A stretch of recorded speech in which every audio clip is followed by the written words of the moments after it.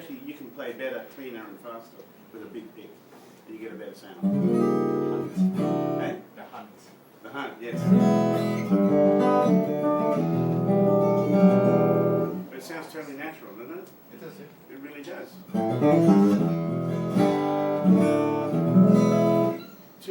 The one trap not to fall in with when you plug in is to take all the mid-range out. You know, if you take all the mid-range out, you lose the voice. You need a certain amount of mid-range to get the melody through. You know, and that's really. The guitar tolerates quite a lot of climatic conditions. You go to so many countries, and so this guitar can last everywhere. Well, in the years that I've had this guitar since 2003, I think I've adjusted the neck maybe twice. It's really solid. You see there's a crack right along the face here? That happened while I was playing. I was up in the Colorado mountains, the second highest mountain in America, above 10,000 feet. And when I played Mombasa, I had to have oxygen on stage. I nearly fell over, you know, because the air is so thin, and lack of moisture in the air. And I was playing away and I heard this creaking sound. I thought, what is it? Looking around, you know, and it was my own guitar, the face actually cracking open. Was it dry? Hey? It was too dry. Yeah, too dry. And so when I got it back to Nashville, I just got the hole sealed again. And that's, and it's been broken around here a few times. But I just get it fixed and keep playing it, you know.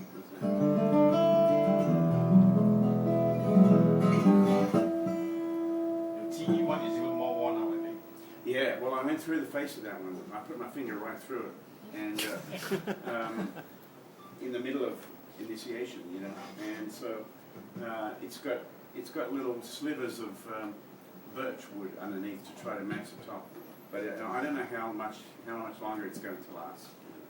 But I haven't been playing initiation hardly at all. Anyway, I've been doing other things, you know. But you did in Prague. Hey? You did in Prague. You did both. You did Mombasa and initiation. I did, that's right. I've never seen that before in a live show. Yeah, I don't do that very often. Well, it was just the right opportunity with that crowd and the PA and the whole thing.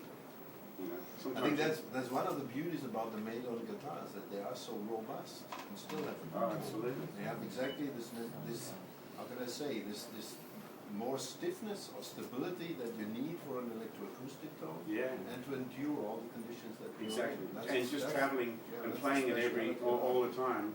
There's way more sensitive guitars and way more guitars that have possibly more beauty, more overtone whatsoever. But for electroacoustic purposes, that makes them very, very dangerous to handle. Oh, absolutely, yeah. And this is why you can so easily say turn the mid-range out, but you have to have a system where you can do it with.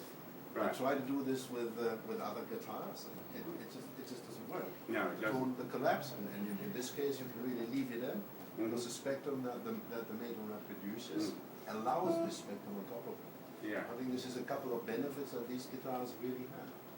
No doubt about that. Yeah. The other thing is how you set this amp, you know. First of all, I use the button in, the attenuation, right? And the settings are pretty much what I use on stage. I use a bit more mid-range than halfway, about like that, and a bit more bass more than halfway. But the treble is right on halfway. And that gives me everything I need. If I want more treble, I just add it on the guitar. Because that gives me... Because if there's too much highs, then it doesn't sound natural, you know. So like the Trace Elliott has totally fake high end, and it doesn't sound any good. It doesn't sound real to my ear. The guitar doesn't have that much high end. The guitar is mostly mid-range, you know.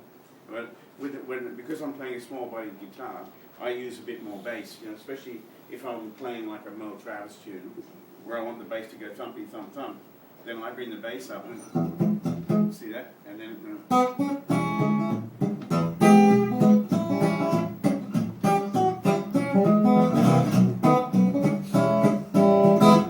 But I wouldn't need that much bass when I was playing like a ballad or whatever.